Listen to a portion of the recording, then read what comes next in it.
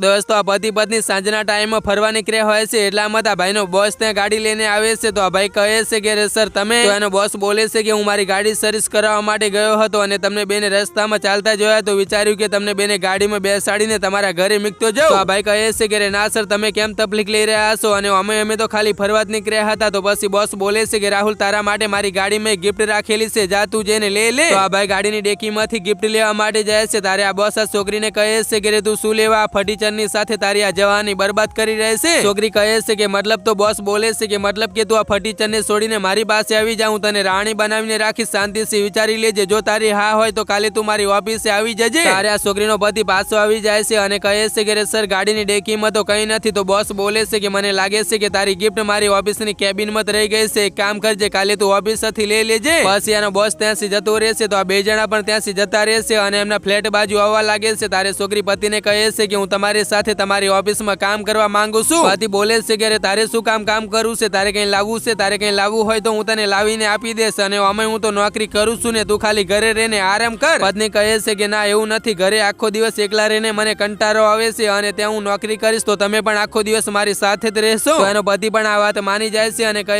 છે કે સારું ચાલ કાલે સવારે 10 વાગે હું મારા બોસ જોડે તારું ઇન્ટરવ્યુ કરાવી દઉં છું. પછી આ બે જણા ઘરે જતા રહેશે. પછી આગલા દિવસે આ છોકરીના પતિના બોસ જોડે ઇન્ટરવ્યુ આપવા માટે જાય છે તો બોસ બોલે છે કે મને ખબર હતી કે તું જરૂર આવીશ. છોકરી કહે છે કે બતાવો મારે શું કરવાનું છે. તો બોસ બોલે છે કે તું જલ્દીથી તારા ફર્નિચર પતિને છોડીને મારી પાસે આવી જા, તને ગાડી બંગલો દોલત બધું મળશે, પણ બસ ખાલી તારે એના બદલામાં મને ખુશ કરવો પડશે. તો છોકરી કહે છે કે સર હું તમને ખુશ કરવા માટે તો આવીશું, હું અત્યારે અહીં વકીલને બોલાવીને મારા પતિને ડિવોર્સ આપી દઉં છું, હું તમને વકીલનો નંબર આપું છું, એ નંબર તમે લગાવો. પછી છોકરી એને નંબર લખાવા લાગે છે પણ એ નંબર વકીલનો નથી હોતો, બીજા કોઈનો હોય છે, પણ એ તમે જાણતા પહેલા. એ અંબે માતા જે પણ કોઈ આજે આ વિડીયો પર એક લાઈક કરીને ચેનલને સબસ્ક્રાઇબ કરીને ઘરમાં કોઈ દિવસે ધનની કમી ના રહેવા દેતા અને કોમેન્ટની અંદર જય માતાજી જરૂર લખી દેજો. તારે આદમી બોલે છે કે અરે આ તો મારી પત્નીનો નંબર છે. તો છોકરી બોલે છે કે અરે એને તો અહીંયા બોલાવાની છે, એને તો ખબર પડે કે મારો પતિ કેટલો ખરાબ માણસ છે.